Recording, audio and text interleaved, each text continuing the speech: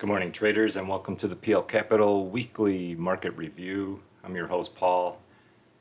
Going to use wave analysis as usual to look at the charts and see what patterns are playing and what price levels are key to understanding where the market is going. Going to look at the S&P, the Nasdaq, some select stocks, and Bitcoin. So let's get started. And as usual, we'll start with the upcoming economic calendar. And this week will be relatively light. Go up to Monday here. Durable goods, you got some home pricing data and consumer confidence on Tuesday. Wednesday's very light. Thursday you got GDP, the second estimate.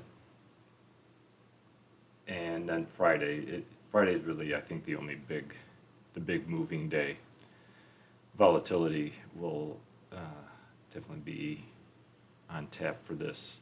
So PCE, so it's expected this to be 0.2, same as previous, and given last month's CPI and mainly the last month's PPI reduction, I would assume PCE is going to come in line with expectations. So, as long as there's nothing out of line with PCE and it's staying on track,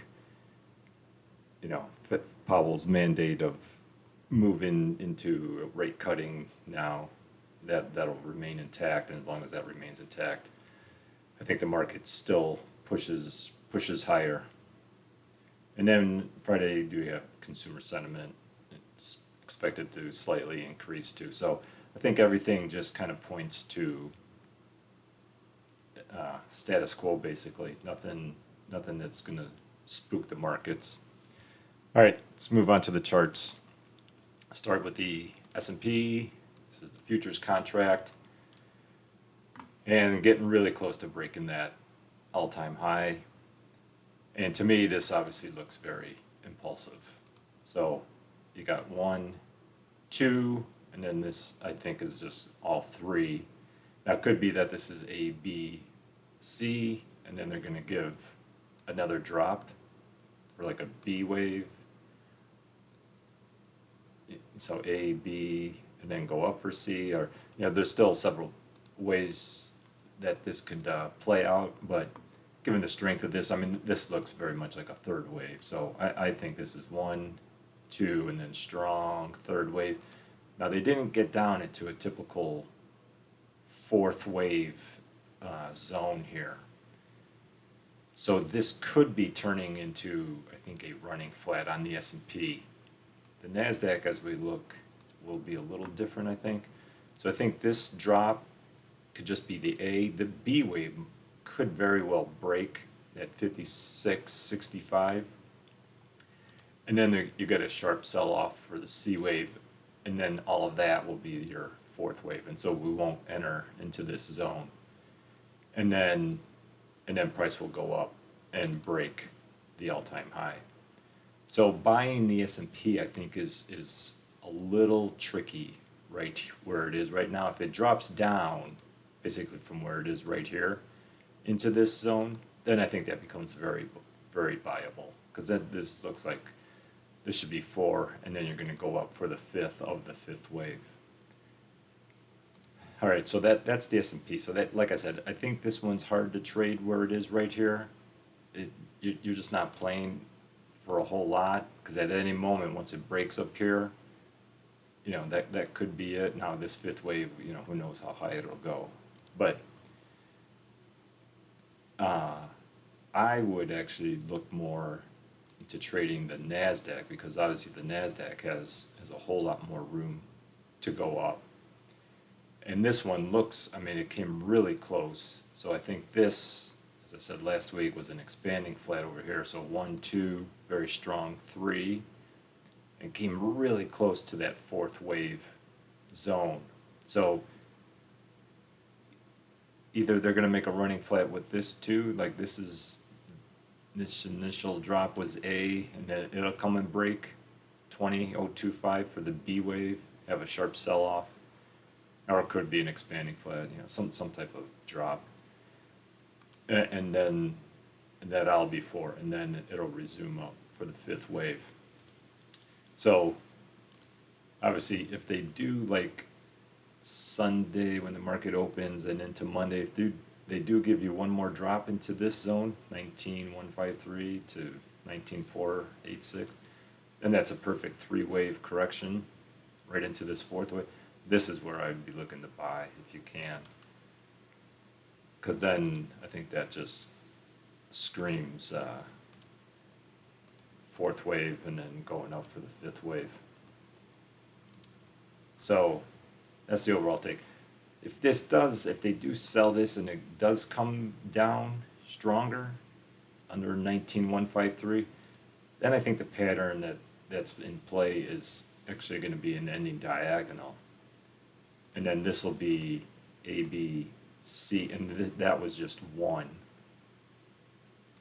And then this will be like two, and they have to be like down under 19,000 for the two, and then go back up for 3, 4, and then still go back up again for 5. So we'll have to see exactly what happens Sunday night into Monday, where the market is, because if they drop it pretty aggressive, then I think it's going to be an ending diagonal, and then that just gives you a really great entry point. But yeah, if they keep pushing it up, if they break this 2025, then I think we're looking at a running flat, because that's just a really sharp. I can't imagine that single drop is all the correction for the 4. If they do, if they do break this and then give a really big correction, then I guess that was the 4. And then all that's saying is that all of this is just the first wave, and then they're going to correct down for 2, and then go back up for 3, 4, 5. So it just depends on how this little area up here plays out. So we'll just have to take it wave by wave, but it'd be nice if they could just drop down and then start pushing it back up for that fifth and final wave. All right, so that's the market as a whole. All I can see is just bullish patterns. I can't. The only bearish pattern that I could see is that the 4 is actually not in, and that this ABC was just A, and then this ABC was B, and now it's going to come screaming down and break that 17,351, and then that'll be the fourth wave. That's the only bearish pattern that I could see, but just given the strength, given Powell's comments, I can't see the market taking that big of a plunge again from where things stand right now. But who knows? We'll see. Yeah, my whole thesis is that this is all going up for the fifth and final wave. All right, so let's take a look at a couple stocks here. So when I look at the couple stocks, I'm also seeing pretty much exactly what I see on the Nasdaq. So like AMD, to me, looks very much like 1, 2, and then this is all 3, and now they've come right into the perfect zone for a 4, and now it should be going up for 5. So, playing for this move wouldn't be bad from where it is right here. Give you a little bit. Not sure how much that is. At least to break the top, well, that's 4.5%, and then if it goes more, the target probably more like 6 to 7, maybe 8%, and then that would complete 5 waves, and then that becomes really nice, because then any 3-wave correction, especially if it's a nice deep one, that becomes really strong buyable to go back up, at least to give you an ABC, and maybe then it'll roll over. But yeah, if you could get that 5-wave move, that's really, AMD looks really good then after that correction. So yeah, I like AMD. Look at Amazon, same thing. This to me looked like a little running flat over here, 1, 2, and here's 3, and then it almost came into that fourth wave zone. So that could be 4, and now it's going up for its 5th. And so then that'd be the same pattern as AMD, you know, that'd be 5 waves up, and then any 3-wave correction down becomes really, really attractive to go back up and then start breaking its 5th wave, its all-time high, sorry. Let's see who else. NVDA too came right down, almost hit the top of its 4th wave zone. Now this one I would not recommend buying right here, because this is 1 and 2, that's 3 and 4. I mean, 5 will go and break 130, but then at any moment, you know, it could start correcting. Now this could go up to, you know, 135 easily, even higher, but you just don't know. And then after that 5-wave move, you will get a correction. So I would think you're going to be able to buy it much cheaper. Now NVIDIA does have earnings coming out on the 28th, on Wednesday. So I think you know, the whole market's going to go crazy when NVIDIA reports. You know, the Nasdaq especially. But the stock itself, you know, it could be that it's just going to complete its 5th wave in one move on Wednesday. So 1, 2, 3, 4, and then rip higher, and you're going to find yourself on Thursday morning up here somewhere, and then that becomes really you got to really be cautious when it breaks 140. All right, let's move on. Snowflake. I want to bring this one up. This one, very interesting pattern. Go to a 4-hour. Now let's go up to a daily. So it's always hard to tell exactly where we are on these new stocks. It looks to me like from its December 20 high, you had like 3, and then you had a 3-wave move up, and then a very strong sell. So basically A, B, C. Then you had this little shallow A, B, C. And now this to me looks like an ending diagonal. 1, 2, 3, 4, 5. So as far as patterns go, it looks like A, B, and C. And so Snowflake could have completed its correction. Like this could just be a very big A, B, C with, let me fix this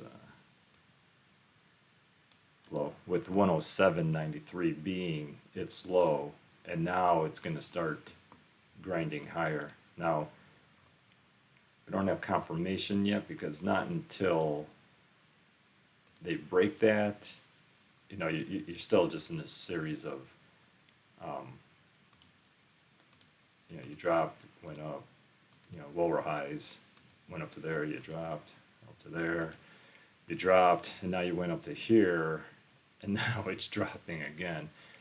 So we don't know that this final wave here is complete, but it's got to be getting awfully close. So Snowflake looks very interesting. I'd still want to see it break 135 so that there's some confirmation that this low is in. So actually taking a stab down here, but having a very tight stop loss at like 107 is really good, because if this is the start for Snowflake, if that's like the first wave, and then obviously this is a deep 2, you know, it should be going up for its, you know, 3rd wave. And it could be, you know, an impulse 3, 4, 5, or it could be, this is just going to be ABC and they're going to go up correctively. But, you know, taking a stab here, be a very, very small loss if you had to take. Yeah, it's still 7% from where it is right now, but I mean, you could even like get really aggressive with your stop loss and put it right there, and just hoping that this is the end of the second wave correction, and now it's going to be going up. So Snowflake, I think, is just one to keep an eye on, because as far as the patterns go, it should be, unless they're making a massive like a diagonal. And if that was one and that was two, this, I don't think that could be three. That's a weird looking diagonal. Three should have been a lot lower. So unless they are making a diagonal coming down, then in that case, then this three isn't complete, and it's going to be falling somewhere along this trend line here. Wow, it's going to be way down there. Yeah, I can't see them making a diagonal.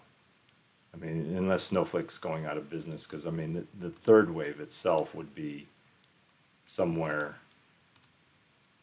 Oh God, no. Yeah, it won't be a diagonal. Third wave alone would be somewhere near zero. So, because this was a shallow correction here, I have a feeling that this last wave, whether it's in or not, this will be the last wave, and then Snowflake is going to start its next bullish run. So, yeah, just one to keep an eye on. Like I said, I feel much better once it breaks 135, because now you'll have the first time you'll have a higher high. But you know, being down here, I think taking a stab at it, I would just have a tight stop loss somewhere, probably somewhere under like 113, and then just see how it plays out. Just something to watch. All right, that's what I see in the market. Hope it helps. Thanks for your likes and support. Good luck to you all. See you in the next video.